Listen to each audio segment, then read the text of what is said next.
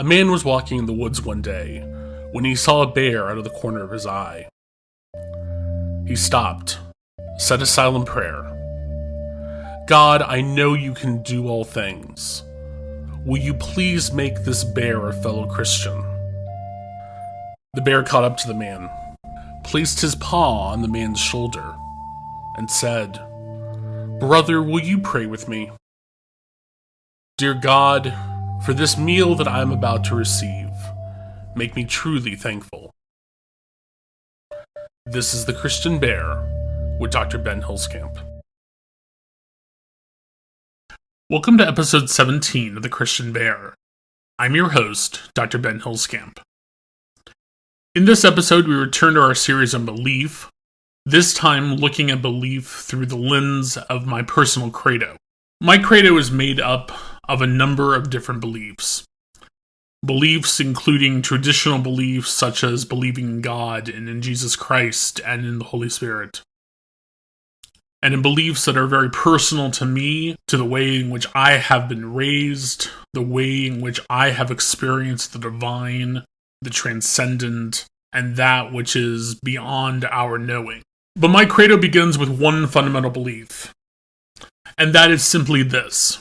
If someone could walk in and prove to me today that God does not exist, that there is no possibility that there is a God, that there is a divine, that there is something which is greater than what can be thought, my life would not change.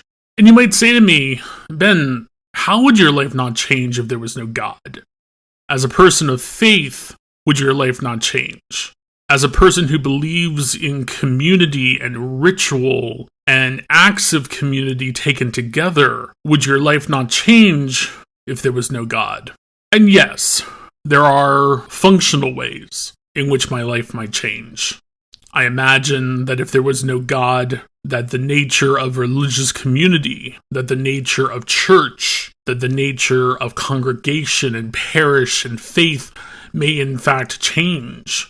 But what I inherently mean by saying that if someone could prove to me that God in fact does not exist, then my life would not change, is that my life is not governed, my choices are not governed, my morality and ethics are not governed by whether or not there is a God. Some people hold that to be a moral person, to be a person of character and of ethics, one must believe in God. I categorically reject that. One can be moral, one can be ethical, one can be a person of strong character, regardless of one's faith in the divine, or one's faith in a god or gods. My morality, my ethics, my search and fight for justice and equity in society are not based in there being or there not being a god.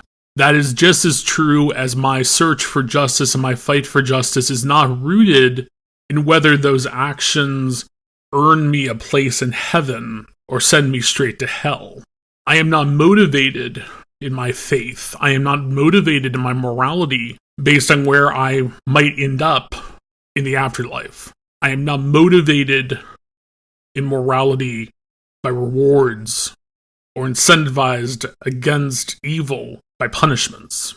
Rather, my faith, my morality, my ethics are something that is deeply rooted in who I am, is deeply rooted in my character, is deeply rooted in myself and my sense of self.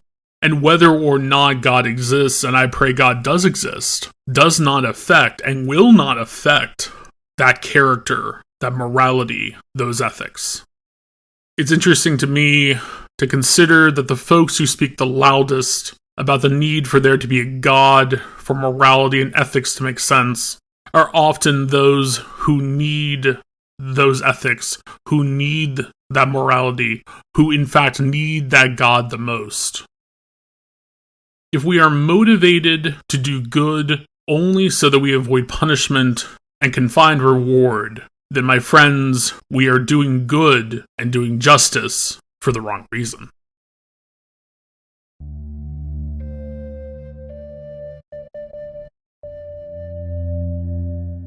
This has been The Christian Bear with Dr. Ben Hillscamp.